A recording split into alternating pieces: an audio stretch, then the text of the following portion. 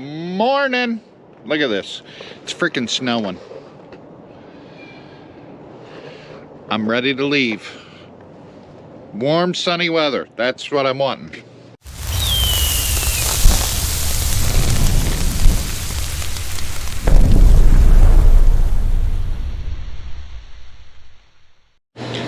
I'm not gonna lie. I'm starting to get vacation fever. Like, I don't have the ambition to do much. I got stuff I need to do, and I'm gonna do it. I'm just like, I gotta get the motivation to do it. You guys know what I'm talking about. Right before you leave on a vacation that you're excited for. Yeah. I have a list of all the filters I need for doing oil changes on the tractors and equipment and stuff like that. In February, I think it's February 1st it starts. Like the whole month of February, John Deere has a sale going on all their filters and everything to ramp up for spring. And usually right before we leave on vacation every year, I put together a list of filters I need, I go drop it off, and then when we get back from vacation, all my filters are in and we can start on oil changes. And just this morning, someone reached out to me about doing a collaboration and with them on YouTube, and I am seriously considering it. The company that reached out to me is Viking Bags. I did let them know that we are leaving on vacation on the 6th, and I don't believe they'd be able to get me a Viking bag before we leave. So when we get back from vacation, I will get a hold of them. They will send me a bag, and we're gonna test it out and see how good they are. I did get on their website this morning and was kind of looking at the stuff that they offer, and they offer everything from saddlebags to tank bags to sissy bar bags to backpacks, to tour pack bags. They actually offer tour packs and everything else. So we're gonna see how this works out. I do want to investigate them a little more, and I do want to get their products in my hand and do a good review on them. But I'm kind of excited to do this one. I'm always interested in new luggage and bags and stuff like that for the motorcycles. We currently have a bag that goes on top of my tour pack that we put all our clothes in, and we're happy with that bag. It has a few things here and there that's like, nah, I wish they would change this, or I would do this different, but we'll see. So when we get back from vacation, I'm going to reach back out to this company, let them know we're back so they can send us a bag and we can test it out this summer and see how well it is.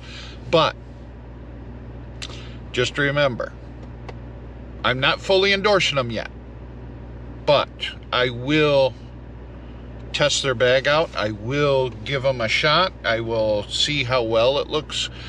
Reading all the descriptions online, Viking bags seem to be pretty decent. I'm hoping I'm going to be very impressed with them, and I actually think I might be. I read a lot of reviews on them, and the reviews are very positive, so we're going to give them a shot, see what they can offer us, see what we can offer them, and go from there. And I am doing the bike build, so maybe, just maybe, you might see a Viking bag on the bike build. Who knows? You guys see that spot of dirt right there? When I was coming to the farm this morning, our garbage truck was sitting there in the ditch. This is all ice right here. Yesterday we had enough warm weather to melt everything, turn into water, and then everything froze overnight. So the road's like an ice skating rink, and when I came to the farm this morning, there was a garbage truck in the ditch. I chuckled. I don't think he was laughing, but I got a chuckle out of it. The funny thing is they never came down our road to pick up our garbage, so I think they just said the heck with it and kept on going. All right, we got the filters ordered. Is it time to leave yet?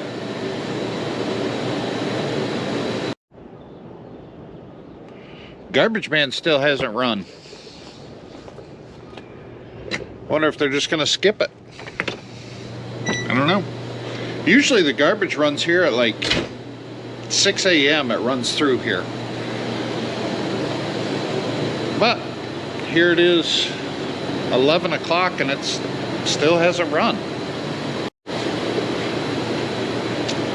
I need to go up and organize that loft, because this spring I'm going to be going through a lot of those parts that are up there, and I kind of ought to go up there and count what I have. Maybe I'll do that today. I'm definitely going to need more seed talc. That's for sure. Seed talc is it's like a graphite that you put into the seed in the planter, and it helps lubricate the seed to get through all the seed tubes and through the vacuums and stuff when you're planting. It works really well. And I know what you're thinking. It's January. What are you worried about planting season now for? Well, to be perfectly honest with you, you start thinking about planting season when you're still harvesting in the fall. That's like how much goes into planting. As you're harvesting, you're looking at your yields, your crop, all the crops, how it stands, how it's yielding, everything, how well it dries down. You look at all of that and you take all of that into effect of what seed to buy for next year. Like this year, we're buying all the same seed as we did last year, just changing it up just a little bit. But you also look at, like right now, I'm looking at talc, how much talc powder I have, because I got to get that. Filters for the spring. I went through, did an inventory on filters. I knew what I needed. I wrote it down. Now I have those ordered. They got a sale going on right now, and I forgot what the percentage is off. But when you buy the amount of filters that we do, every percentage off the price adds up very, very fast. It's just like the seed. They have sales in the seed in the fall. If you prepay some seed or order your seed by a specific date, you get a percentage off the cost of the seed. It's all relevant. Even spray, our chemicals that we use for killing weeds and stuff, if you order that early, you get a percentage off of the price of that as well. If you wait till springtime to buy the stuff, then you're paying full price. This is the box I'm looking for. Last year was our first year planting with that new planter that we got. Again, I went through a lot of these knobs. These knobs are the seed metering on each row. And I broke a lot of them last year. And it could be because of the fact that they were old, because they're just plastic, are all they are, and they can get brittle and they break. I think I want to say I broke 18 of them. And we have a 48 row planter, or 24 row planter, I'm sorry. So I replaced quite a few of them. So I'm assuming the rest of them are going to break this year, if not maybe a couple more, I don't know. And I also need to find the vacuum plugs and plugs, which are right here. These are for when you're switching, hooking it up to plant corn, because you block off half the rows. And then brushes and knockers are what I'm also looking for, because if I remember right, I had a couple of the knockoff wheels that were broken. I need to find those. those are right here.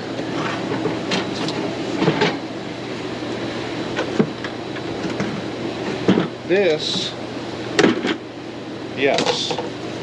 See, I ordered extras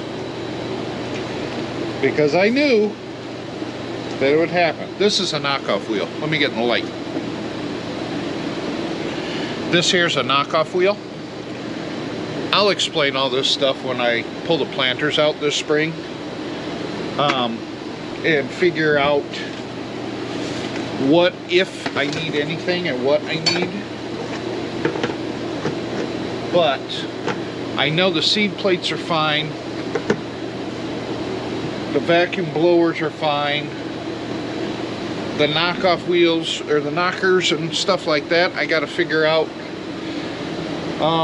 I also need to figure out seed firmers, because I think I had a couple seed firmers that were plugged for corn, and I might be ordering or buying all new seed firmers.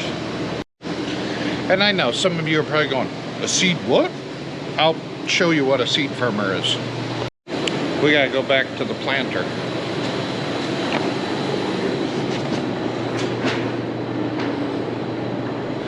And the planter is in the back far corner of the barn here.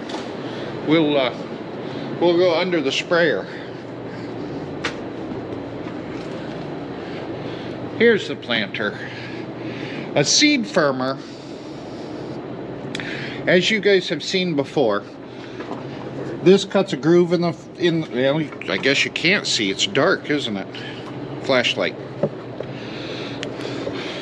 This cuts the groove in the dirt into that. This is a gauge wheel that holds it at the correct depth. The seed firmer is this little guy right here.